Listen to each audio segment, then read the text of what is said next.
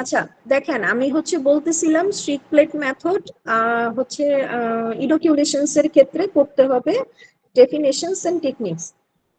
Definitions and techniques হচ্ছে আপনার methods of আইসোলেশনের ক্ষেত্রে করতে হবে। সেটার ক্ষেত্রে streak plate method and split plate method. আমি অ্যাটেন্ডেন্স আবার লাস্টে আরেকবার চেক দিব যে কারা কারা লাস্ট পর্যন্ত আছে। স্ট্রিক প্লেট মেথডটা হচ্ছে জাস্ট আপনি ইনোকুলেশন মানে কি, টেকনিক্স পড়াছিলাম না, ইনোকুলেশন টেকনিক্স, আইসোলেশনে চলে গেছে, সরি। ইনোকুলেশনস দেখেন, ইনোকুলেশনস আমরা বলতেছি যে একটা পেট্রি ডিশ বা প্লেটে আপনি ইন্টেনশনালি মাইক্রো অর্গানিজমস গুলোকে দিচ্ছেন, মানে কি গ্রো করার জন্য আপনার একটা মাইক্রো অর্গানিজমস তো আগে প্লেটে দিতে হবে, তাই না? তাহলেই না আপনি গ্রোথ গুলা পাবেন, এমনি এমনি তো আর গ্রোথ চলে আসে না। সো এই যে আপনি ইন্টেনশনালি মাইক্রো অর্গানিজমস গুলোকে কালচার মিডিয়াতে দিতেছেন, এটাকে বলা হয় ইনোকুলেশন প্রসেস, ঠিক আছে? এই ইনোকুলেশন প্রসেসটা বিভিন্ন টেকনিক্স এর মাধ্যমে হয়। এই ইনোকুলেশন থেকে শুধু ডেফিনেশন আর টেকনিক্স পড়বেন। টেকনিক্সে আছে streak plate method, split plate method, pour plate method, stab culture and broth inoculation. আর কোনো কিছু লাগবে না, ঠিক আছে? এই পাঁচটা মেথড একটু দেখবেন। স্ট্রিক প্লেট মেথড কিভাবে করা হয়, জাস্ট আপনি একটা সে ফর এক্সাম্পল একটা কটন বার, ঠিক আছে? কটন বার নিয়ে আপনি মাইক্রোবিয়াল স্যাম্পল থেকে স্যাম্পলটাকে কটন বারে ডিপ করে আপনি উপরের প্লেটে স্ট্রিক করবেন। মানে কি, ওটাকে কি বলে, স্ট্রিকের বাংলা কি, ওই যে কটন বার দিয়ে রাবের মতো রাব রাব করার মতো করবেন উপরের সারফেসে, ঠিক আছে? এটাকে বলা হয় স্ট্রিক প্লেট মেথড। আমার কথাটা কি বুঝতেছেন? জি ম্যাম, আমরা এটা করছি ল্যাবে। আচ্ছা, split plate method, good. Split plate method, pour plate method, এগুলো আপনারা দেখেছেন? স্প্লিট প্লেট মেথড করেছেন? জি ম্যাম। স্প্লিট স্প্লিট করেছেন, পাওয়ার প্লেট করেছেন? না ম্যাম। আচ্ছা, পাওয়ার প্লেট মেথড আপনার, আপনি যে ইয়েটা করবেন, মাইক্রোবস গুলো করবেন, এগুলা এগারের সাথে মিক্স করে ঢেলে দিবেন জাস্ট পেট্রি ডিশে। আলাদা করে আবার নতুন করে ওই স্টিক করা লাগবে না, স্প্লিট করা লাগবে না, ঠিক আছে? এটাকে বলা হয় পাওয়ার প্লেট মেথড। মানে আপনি আপনার যে স্যাম্পলটা সেটাকে এগার বা মিডিয়া, কালচার মিডিয়ার সাথে একসাথে মিক্স করে জাস্ট পেট্রি ডিশে ঢেলে দিচ্ছেন। ঢেলে দেওয়াটাকেই বলতেছি পাওয়ার প্লেট মেথড। বুঝা গেছে? জি ম্যাম। পাওয়ার প্লেট মেথডটা বুঝা গেছে বাবা? জি ম্যাম। ওকে।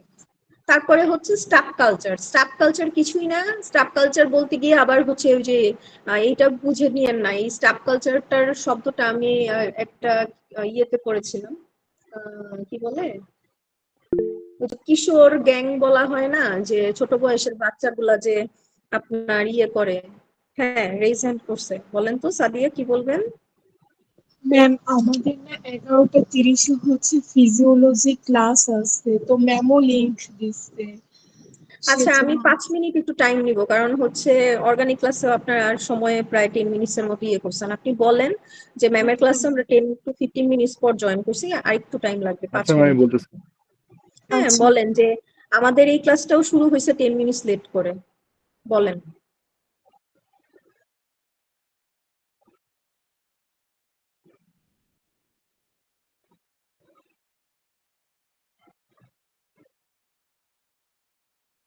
আচ্ছা, স্টাফ কালচার গুলো ডিপ ইনোকিউলেশন। মানে স্টাফ বলা হয় কি, ওই যে একদম আমরা যখন ছুরি দিয়ে ইয়ে করি, নাইফ দিয়ে যখন ফ্রুটস টুটস কাটি, একটু ডিপ করে কাটি না, এরকম আর কি। স্টাফ কালচারটাও এরকম।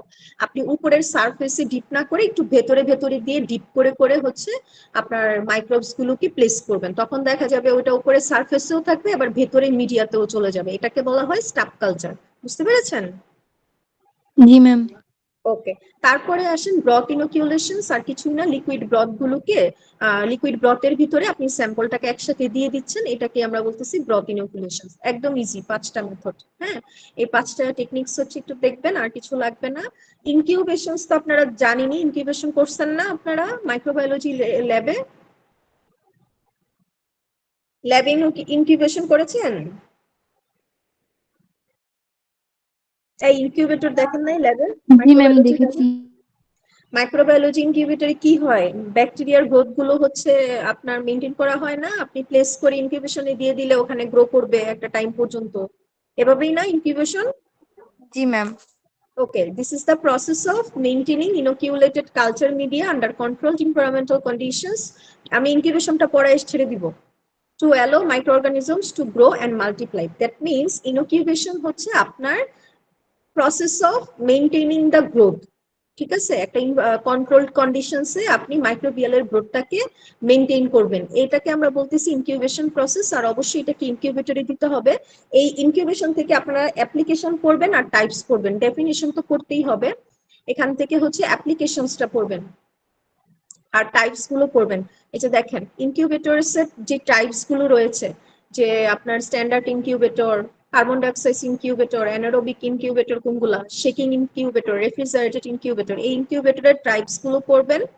আর হচ্ছে আপনার অ্যাপ্লিকেশনস করতে হবে। ইনকিউবেশন দিয়েই হচ্ছে আপনার মাইক্রোবস এর গ্রোথ দেখতেছি। সো ক্লিনিক্যাল মাইক্রোবায়োলজিতে, ফুড ইন্ডাস্ট্রি রিসার্চ এন্ড বায়োটেকনোলজিতে এই অ্যাপ্লিকেশনস গুলো থাকে। বুঝতে পেরেছেন কথা? ম্যাম একটু আরেকবার বলবেন ম্যাম। এখান থেকে শুধু অ্যাপ্লিকেশন আর ইনকিউবেটরের টাইপস গুলো পড়বেন, আর কিছু লাগবে না। এটা লিখে রাখেন, আপনারা পড়লেই বুঝতে পারবেন, ভেতরের লেখা সহজ। বুঝতে পেরেছেন? Yes ma'am. ওকে, তাহলে আপনাদের আইসোলেশন, কন্টামিনেশন আর সাবকালচার এই তিনটা থাকলো। আপনারা কি আজকে রাতে একটা ক্লাস করতে পারবেন? আচ্ছা, আমি আশিকের সাথে কথা বলবো, ঠিক আছে? আপনাদের মধ্যে আরেকটা ক্লাস আমি নিয়ে নিব, এটা শেষ করে দিব ঈদের আগেই। ঠিক আছে, তাহলে আপনার কথা কি শুনতেছেন? আশিক কি আছে নাকি লিভ নিয়েছে? আশিক, তাহলে আরেকটা ক্লাসের স্কেডিউল আমি আপনার সাথে পরে কথা বলবো, আপনারা ম্যামের ক্লাসে জয়েন করেন। ঠিক আছে, টাটা। Okay ma'am.